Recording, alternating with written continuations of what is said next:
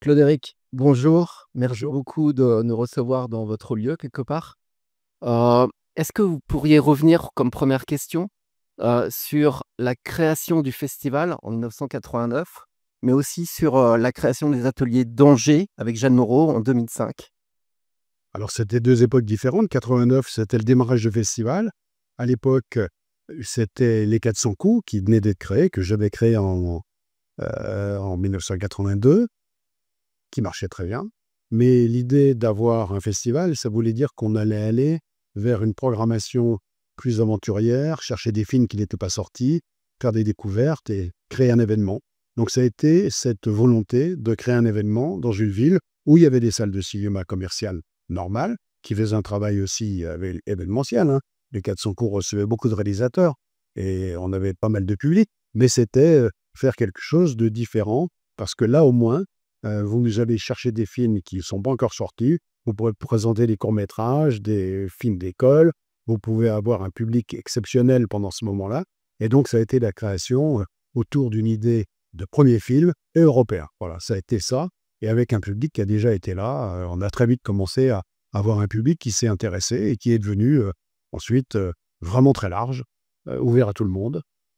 Pas de ghetto, véritablement, tout le monde est venu, 80 000 entrées aujourd'hui, voilà ce que ça donne, autour des mêmes objectifs.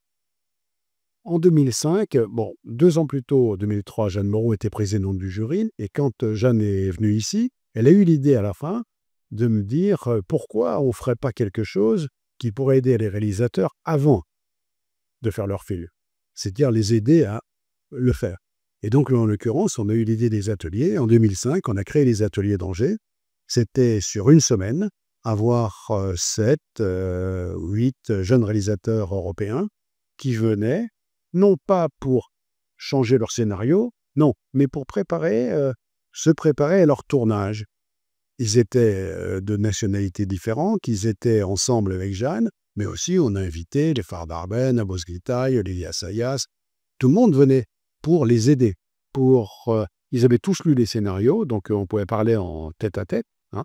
C'était pas du tourisme, hein, c'était vraiment un travail. Et ça leur donnait ça les a renforcés pour aller plus loin dans la préparation du tournage qui allait se faire 1 mois, 2 mois, 3 mois plus tard. Ça s'appelle les ateliers et c'était vraiment un travail collectif, mais quand même centré sur 6 ou 7 individus cinéastes qui allaient devenir réalisateurs de premiers films. Donc voilà, c'est à peu près les 2 étapes, 1900, donc 89 et 2005, les ateliers. Comment vous avez vu évoluer et grandir ce festival? Est-ce qu'il y a eu, par exemple, des moments charnières? Bah, disons qu'on a eu des moments assez exceptionnels. On a rendu hommage à Bergman, on a rendu hommage à Piala. Piala est venu, il était venu ici. On a rendu hommage à des personnalités qui se sont déplacées. Ça a été formidable et ça a été des très belles rencontres. Mais c'était toujours parallèle, on faisait toujours 2 choses en même temps. C'est-à-dire, on présentait les premiers films inédits de jeunes réalisateurs et en même temps, on rendait hommage à quelqu'un du patrimoine ou alors quelqu'un qui était vivant, mais qui était déjà inscrit dans une histoire. Nanni Moretti, Christian Mungiu. Donc, tout le monde a été invité ici à un moment pour rencontrer le public et en même temps, aux côtés des jeunes réalisateurs qui étaient inconnus, qui présentaient leur premier film. C'était toujours les deux versants de ce festival, avec toujours un public qui, lui, s'est toujours intéressé. Donc, on a été assez surpris de voir que même des premiers films de cinéastes ignorés et pas encore connus, allaient attirer un public. On faisait lire des scénarios aussi, hein. Le scénario était lu, des cinéastes encore... les films ne sont pas tournés. Donc, on les fait lire par Dussolier, on les fait lire par... beaucoup d'acteurs sont venus ici pour les scénarios. On s'est attiré le public, et puis ça a plu, et maintenant ça marche. Et à titre personnel, vous, est-ce qu'il y a 3 souvenirs qui vous remontent, qui vous reviennent comme étant des moments, importants pour vous? Disons que la rencontre avec Jeanne Moreau était essentielle, ça c'est vrai, parce qu'après elle est revenue. Elle est revenue chaque année à Angers, et on est devenus amis, et puis elle était très très impliquée ici. Et ça a été aussi quelqu'un qui a beaucoup donné de sa personne pour rencontrer le public aussi. Elle était très simple, pas de tapis rouge. Et ça, Jeanne Moreau, pour moi, ça a été effectivement une rencontre exceptionnelle.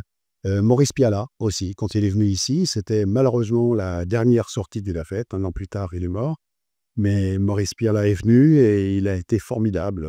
Il est monté sur scène et il a dit qu'il a commencé à faire du cinéma trop tard et il terminera trop tôt. Voilà. C'est... Troisième chose, c'était disons que, bon, moi, j'ai toujours eu chaque année des rencontres formidables avec Agnès Varda. Jane Birkin est venue, elle était membre du jury. Agnès Varda est venue à plusieurs reprises. Ça a été aussi des amitiés comme ça qui ont été bons. Et puis, on a même eu la chance, pour nos 30 ans, d'avoir Catherine Deneuve, présidente du jury, qui est restée pendant une semaine. Et donc, en l'occurrence, ça a permis aussi au grand public de venir aussi être en présence de Catherine Deneuve pendant une semaine. C'est quand même un honneur, c'est un plaisir. Juliette Binoche, 2 ans plus tard. Voilà, donc on n'a jamais fait ici un lieu de tapis rouge, hein, ça c'est clair. Mais ça a toujours été un lieu où on peut se parler facilement. Et donc les gens étaient contents, voilà, d'avoir Juliette Binoche, que ça, il traversait, il s'asseyait ici. Tu pouvais parler avec tout le monde. Donc c'était, ça a toujours été un festival très humain, très, très chaleureux et très proche. Et est-ce qu'il y a peut-être des anecdotes aussi qui vous viennent à l'esprit et vous vous dites: «Ah tiens, ça c'est vrai que ça s'était passé ici»? Bah, disons, d'anecdotes, il y en a chaque année. Alors ça peut être, moi je sais pas, j'en ai pas... précisément, quand on a rendu hommage à Ingmar Bergman, il n'a pas pu venir, il a perdu. Et c'est le matin, Jeanne Moreau l'a appelé au téléphone, elle a mis sur haut-parleur, et on a parlé, elle a eu Ingmar Bergman au téléphone, et elle a raconté une anecdote aussi avec lui, puisqu'elle avait à un moment eu une relation épistolaire avec lui assez longue, et elle estimait beaucoup. Ils se connaissaient de loin finalement, ils s'étaient rencontrés mais assez peu. Et voilà, bon, il y a eu beaucoup, beaucoup d'anecdotes ici, en tous les cas, qui s'est passé. 37e édition, toujours autant d'énergie pour vous? Toujours la même envie? Ah oui, non, ça c'est vrai que le festival donne de l'énergie, parce que d'abord on reçoit 100 jeunes réalisateurs, donc ça c'est formidable. Donc ils ont envie, hein, ils sont contents de voir 1250 personnes dans la grande salle, donc ça c'est vraiment un plaisir de leur offrir ça, et ils nous le renvoient. Et puis après ils reviennent, et donc en l'occurrence ça fait aussi des liens. Et puis c'est le public aussi, c'est vraiment un public, là ce matin il y avait, je sais pas, 300 enfants qui étaient là, de 3 ans, et qui allaient voir les films Chenaplan pour les enfants de 3 ans. Oui, bon, oui, c'est un mélange. Il y a à la fois des retraités, parce qu'il y a des gens qui nous suivent depuis 37 ans. Il y a à la fois des jeunes, il y a des moins de 25 ans, ils sont 30 000 quand même chaque année. Donc pour dire quand même, c'est un festival de jeunes. Je pense que c'est parce que les films qui sont présentés sont réalisés par des réalisateurs qui ont 25, 35 ans, et un public de 15, 25 ans, c'est quasiment la même génération. Ils se comprennent vite. Vous aviez pour ambassadrice donc Jeanne Moreau qui laisse un grand manque. Est-ce que d'autres personnes ont pris le relais comme ambassadeurs du festival, un peu comme pouvait le faire Jeanne Moreau? On n'a pas d'ambassadeur en continuité, mais vous voyez, quand on fait venir Nicole Garcia cette année, elle était venue à plusieurs reprises, on l'appelle cette année, elle prépare son 10e long métrage, et pourtant elle trouve une semaine pour être là. Donc c'est vrai qu'on a des gens qui nous aiment bien, qui sont toujours prêts. Christophe Honoré vient d'arriver. Christophe est venu ici à plusieurs reprises, il a même commencé à premier plan. Il était stagiaire programmation à premier plan. Voilà, c'est ses débuts dans le cinéma. Il a été président du jury, etc. On lui demande de venir, il est là, voilà. Donc c'est aussi cette, comment dire, cette facilité aujourd'hui que l'on a de rester en contact avec des gens qui, je pense, ont toujours gardé un bon souvenir de ce festival. Et ce festival, comme il ouvre les portes à des jeunes, qu'il ouvre les portes à des jeunes qui vont compter, ils vont faire le cinéma de demain, je pense que tout le monde est impliqué, c'est le futur. Est-ce que vous pouvez nous parler un peu du travail en équipe? Puisque le festival, c'est aussi un travail en équipe et notamment sur le comité de sélection. Est-ce que vous pouvez nous parler un petit peu de la manière dont vous travaillez? Alors, il y a 3 professionnels, et puis 3 stagiaires et moi. Donc ça fait 7 personnes à partir du 1er septembre qui reçoivent 2800 films. Voilà, on les reçoit évidemment sur son ordinateur, donc c'est des liens. Autrefois, il fallait voir les copies. Maintenant, c'est beaucoup plus simple, mais c'est pas rien de choisir au milieu de 2800 films pour en choisir 100.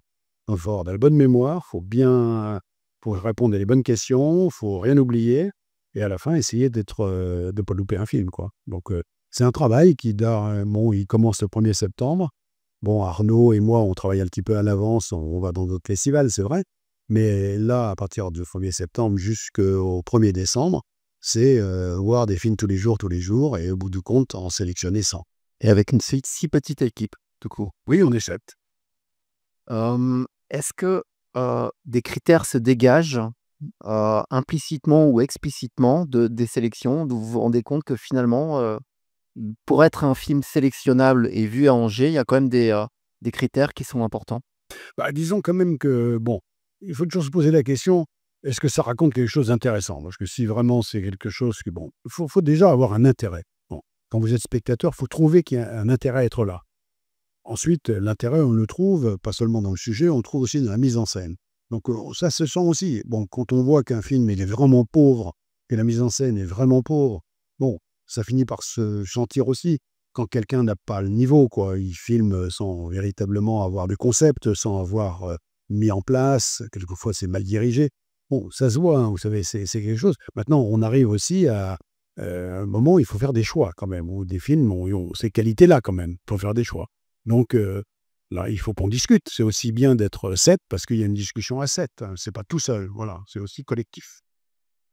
À une époque où la moralisation de la société se fait de plus en plus forte, est-ce que c'est quelque chose qui entre en ligne de compte pour vous dans la sélection? Et si je prends un exemple, par exemple, il y a Bertrand Blier qui vient de disparaître. Est-ce qu'un hommage à Bertrand Blier aujourd'hui, ce serait quelque chose de possible? Bah, moi, je lui ai rendu hommage il y a 10 ans. Il était là. Effectivement, la question aujourd'hui de Bertrand Blier se pose différemment qu'il y a 10 ans. En même temps, je me souviens de lui il y a 10 ans. Il est venu ici. Je me souviens, il était assez attentif à écouter la jeune génération qui découvrait ces films, qui les avait déjà que peut-être pas vus, des films qui avaient 30 ans, 40 ans. Des valseuses, c'était des films. Et je me souviens qu'il était attentif pour voir si ces films-là, avec cet humour-là, corrosif, un peu provocateur, aujourd'hui, plaisaient encore ou étaient capables d'intéresser les jeunes. Et ça s'est bien passé. Donc moi aussi, j'étais content de voir ce contact. Maintenant, 10 ans plus tard, les choses évoluent encore. J'en sais rien. C'est vrai qu'aujourd'hui, il y a effectivement dans ces films des provocations, quelquefois, qui peuvent avoir aujourd'hui des impacts sur des débats. Ça ferait partie, si vous voulez, comme on dit maintenant, hein, des œuvres à contextualiser. Voilà. Bon. Maintenant, moi, je suis toujours pour la liberté d'un auteur. Bon, Et donc, c'est-à-dire que si un premier film avait besoin lui aussi d'être contextualisé, ce ne serait pas un critère qui vous effraierait? sur des films d'aujourd'hui, c'est des choses auxquelles on fait attention quand même. Oui, oui, on fait attention. Ouais.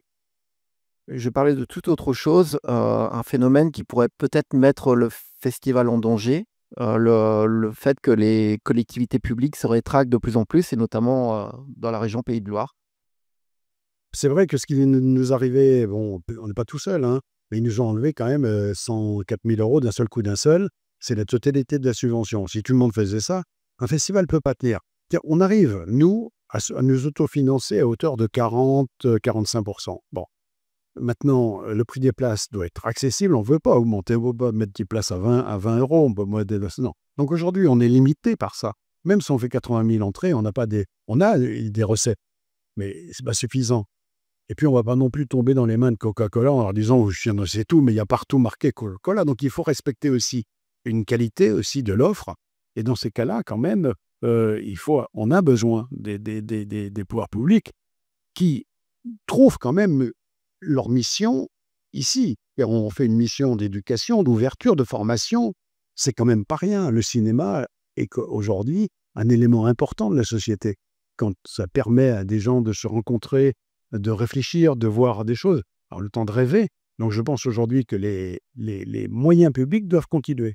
Alors maintenant que nous ayons à réfléchir aussi à l'évolution, bon, on a des partenaires privés, on a des mécènes, on a même des mécènes individuels. Donc ça, tout ça, on est capable de mettre en place. Ça ne suffira pas. Donc, il faut toujours quand même avoir ces moyens publics. Il y a le CNC, il y a la ville d'Angers, il y avait la région, il n'y a plus la région, d'accord. Il y a le département, il y a le programme média à Bruxelles. Donc on peut penser quand même que non, je vois pas la ville d'Angers aujourd'hui abandonner un festival comme le nôtre. Ils savent effectivement que ça a une certaine importance quand même. C'est véritablement pas de luxe. Non, c'est un événement qui est bien ancré, qui sert à quelque chose. Et je vais revenir sur votre parcours un peu personnel. Vous avez fait vos études à l'UCO à Angers Oui. et vous avez ouvert votre première salle à Angers. Vous faites votre festival à Angers. Angers, c'est une ville pour vous magique. Bah, en tous les cas, moi je viens des Sables-d'Olonne. C'est vrai que je suis arrivé à Angers à la Cato. J'ai fait mes études ici. Je suis devenu un peu prof pour gagner ma vie. Et puis, je suis parti à Paris assez vite. Là, je suis devenu exploitant d'ailleurs. J'ai eu des salles de cinéma à Paris, ensuite distributeur, producteur. Mais j'ai jamais quitté Angers puisque j'ai racheté une salle dans les années, fin des années 70. Puis j'ai créé les 400 coups en 82. Moi, c'est une ville à laquelle je tiens beaucoup et j'y suis très bien, tout en étant effectivement plus que parisien. Mais pour moi, mais vous savez, en plus, Angers, c'est 1 heure et demie de TGV de Paris. Donc, la proximité physique aussi est importante. Jeanne Moreau disait de vous que vous étiez secret et réservé, mystérieux et abordable. Est-ce que les réseaux sociaux ont votre sympathie? Bah, disons que je suis pas t moi je lis sur les réseaux sociaux, mais je n'interviens jamais. Voilà, donc je me suis pas pris à ce jeu-là. Par contre, je les lis, car je lis, tous les soirs, je prends une demi-heure, je regarde effectivement. J'apprends des choses d'abord, il y a des réseaux sociaux qui nous permettent aussi, de savoir ce qui s'est passé dans la journée et cetera, donc c'est utile. Maintenant j'y communique pas moi, je sais l'importance que ça a. On est très bien, nous, on est sur les réseaux sociaux, que ce soit les 400 coups, que ça soit Premier Plan. Donc, de ce côté-là, on diffuse, c'est vrai, on est reçu. Mais j'irai pas plus loin, quoi. J'ai pas particulièrement de point de vue, vu que je les pratique avec une dose qui est tout à fait acceptable. En tous les cas, je suis pas intoxiqué. Dans votre parcours, qui est très respectable et impressionnant, vous êtes attaché à aller dans un peu de tous les côtés du cinéma, dans la distribution, la production, l'organisation festival, l'exploitation. Mais finalement, vous n'êtes jamais passé, vous, derrière la caméra. Est-ce que c'est, quelque Non, chose j'ai que fait l'IDEC, j'ai présenté ma candidature à l'IDEC. Je suis arrivé 19e et ils en prenaient 18. Voilà, donc j'ai loupé l'IDEC à ce moment-là, c'était avant la Félice et on était 1000 à se présenter, hein. J'étais content, j'étais presque arrivé à rentrer et puis bon, ça m'a pas manqué. Moi, je me sens plus quelqu'un qui est, destiné à aimer les films, à aider leur diffusion, à mettre, les moyens pour, les diffuser, les produire. Je suis plus à côté et c'est un art que je peux y être, je peux en être, mais je ne suis pas l'auteur, je suis prêt à les accompagner. J'ai produit le premier film de l'USAIA, j'ai travaillé aussi avec Arnaud Desplechin, j'ai travaillé avec, des gens qui étaient des grands qui sont des grands réalisateurs. Mais j'étais très bien à cette place-là, pas la première. Eux, ils ont ce talent-là, moi je l'ai pas. est-ce que je peux vous demander votre vision de l'avenir, que ce soit par rapport au cinéma ou par rapport à Premier Plan? Bah, pour moi, le cinéma me semble quand même la peur qu'on a eue à la fin du covid, ça a été la peur: est-ce que les petits écrans vont retenir tout le monde à la maison puisqu'ils ont découvert que c'était possible de rester? Bon, ça s'est pas passé. On a, gagné la partie. Malheureusement, il y a eu les 2 grèves à Hollywood, à la fois les techniciens et les scénaristes, pardon, et puis les acteurs. Ça a fait peur aussi parce que d'un seul coup, on sent bien quand même, quand les films, hollywoodiens commencent à manquer, l'ensemble du cinéma mondial commence à se fragiliser, il ne faut pas l'oublier. Bon, maintenant, on a la chance en France d'avoir un cinéma qui est très fort. Production, distributeur et des salles de cinéma. Et aujourd'hui, on arrive à faire, presque on est à égalité du cinéma américain en France. Donc on est capable de produire nous-mêmes et d'avoir nous-mêmes notre cinéma. Donc quand on a cet équilibre-là, on peut tenir. Puis les salles marchent très bien. Et donc aujourd'hui, on est capable de diffuser des films de tous les pays, américains, mais aussi européens, français. Et donc moi, j'ai pas tellement de... Moi, j'ai les 400 coups marchent bien. On a fait 5% d'augmentation cette année.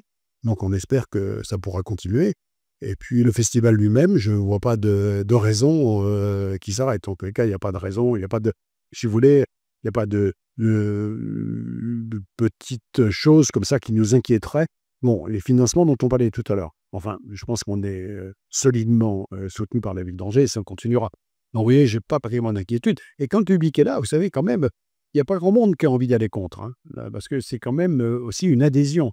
Donc, ils donnent leur avis en venant aussi, les gens. Vous voyez, bon, je pense que la région, aujourd'hui, elle ne s'est pas fait une bonne pub euh, parce qu'il y a beaucoup de gens qui se sont dit, vous attendez, quelle est la raison de ça? Économie, d'accord, on veut bien y penser nous aussi, il n'y a pas de souci. Mais quand même, cette brutalité, je crois qu'elle fait aussi réagir les gens. Donc, je pense qu'il y a aussi quand même une volonté du public que ce festival continue. Une dernière question, est-ce que ça vous arrive encore aujourd'hui de voir un film et puis d'avoir simplement un effet euh, où vous vous dites simplement ça, c'est du cinéma. Là, j'ai vu quelque chose, c'était du cinéma. Et si c'est le cas, est-ce que vous sauriez définir ce qu'est le cinéma, justement? Bah, vous savez, quand on voit il y a des fois, moi je me souviens quand j'étais distributeur, j'avais vu The Element of Wine, le premier long métrage de Lars von Trier. J'étais seul dans la salle, le film venait juste d'être vu par Gilles Jacob, qui était en train de le sélectionner pour Cannes, il l'a sélectionné, et moi après, il y a quelqu'un qui m'a dit, venez le voir parce que vous pouvez peut-être l'acheter. Ce que j'ai fait d'ailleurs. Je me souviens, je suis parti, je l'ai vu tout seul dans une salle. Quand vous voyez un film comme ça, vous vous dites, mais il y a, oh là, il y a non seulement, il y a c'est assez éblouissant ou aussi de nouveau, comme ça, de surprise, il y a un metteur en scène derrière. Et c'est vrai que ça m'est souvent arrivé aussi de voir, je me souviens, le premier long métrage d'Arnaud Desplechin, La vie des morts, 55 minutes, vous avez une douzaine de personnages, au bout de 55 minutes, vous les connaissez tous. Mais comment il arrive à nous faire connaître? Il y a des films, on passe 1 heure et demie à voir des gens, à la fin, on ne sait pas qui c'est. Là, il a réussi à nous scotcher, à nous faisant des gens qu'on ne connaissait pas, sont dans une situation particulière, quelqu'un qui est en train de mourir. Et puis, finalement, au bout de même pas 1 heure, quoi, on est sorti en... Voilà, les acteurs sont bons, les personnages sont là, et le cinéaste, il a bien concentré. Vous savez, le talent, hein, ça ne s'invente pas, hein, ça se voit. Eh ben, merci beaucoup. Merci.